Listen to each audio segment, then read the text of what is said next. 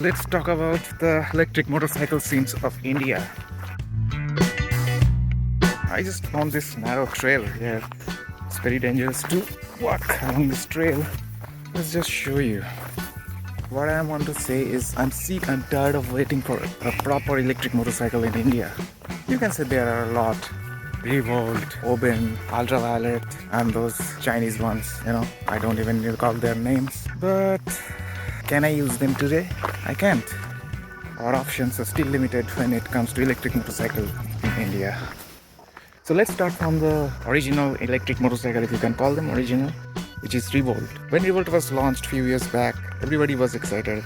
And I was excited too. I knew it was a remake of a Chinese brand. They did put up some effort in making that. For example, the hub motors of the original design was replaced by the mid-drive motor. The battery capacity at that point of time was well above the battery capacity of Athos and others. But in 2023, Revolt is way backdated. And Revolt was never a bike enthusiast's bike.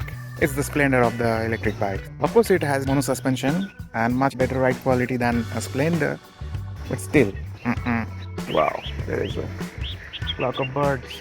So yeah, before I go ahead, let me just talk about motorcycling in India. I don't mean anything related to commuting. For commuting, there are scooters. When I say motorcycling, I mean mid to long distance traveling, touring, which brings us back to Ultraviolet F77, which has got the range and the performance. But then again, it's an ultra sporty motorcycle, which is good for race tracks, but not good for touring. You have to carry its big charger, and even then it will take hours. So yeah, Ultraviolet had the potential, but as of now, it has remained a very expensive hobby of its CEO and CTO. They are busy promoting it, styling it. I understand they are perfectionists. They want their bike to be the best, and it is. It is a best bike in its price. But where is the number? For last few months, I have been noticing Ultraviolet is manufacturing just 2 dozens of bikes, 20, 30. It's almost like a hand-built bike as of now. Even if Ultraviolet had charging infra or the comfort of a touring bike, couldn't have got it just because it is just not available. So yeah.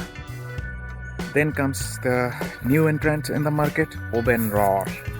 Or Roar, I don't know what it is. It is better than Torque in size, in comfort, in I won't say fit and finish, but it's a first generation bike, so I am expecting its fit and finish to get better. It has got one thing right, which is the battery placement. Battery is part of design and it's not an afterthought, or there isn't any effort to cover up the battery, which happens when the battery doesn't gel with the overall design. But then again, it doesn't have the range. Performance is much better than Torque. It's almost as equivalent to Ather and Ola, at least in the sports mode.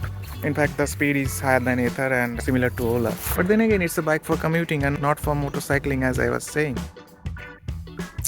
Then comes the prodigy of electric motorcycles in India, Torque. They have been in the game for over a decade now, almost 2 decades, if you consider their electric racing history. Sadly, all the early hype they had built got killed because they were too slow. They kept delaying, and finally they started manufacturing bikes after COVID, but the numbers are very low. But I am seeing increase in numbers nowadays. They seem to have accelerated a bit. They are using some lines, assembly lines, but those are just namesake. It's marginally better than a bike being made in a garage.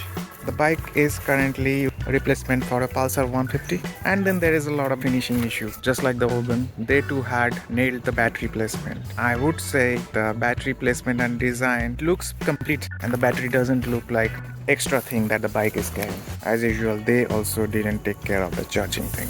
There is no charging infra. You have to carry the portable charger, and it just doesn't work.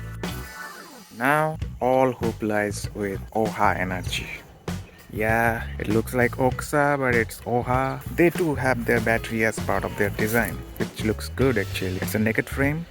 The battery capacity is comparable to Ultraviolet. The performance is a bit subdued than the Ultraviolet. I am expecting more range. Although Ultraviolet is much more aerodynamic, OHA Mantis is not. It looks like a Mantis, which makes me think about its ride comfort. It is somewhere between a sports bike and a low cruiser like the Bajaj V, and I rode Bajaj V. I didn't like the riding posture. Again, the problem with Oxa is they haven't even started manufacturing it. Electric motorcycles in India, there is zero. Shut up and take my money.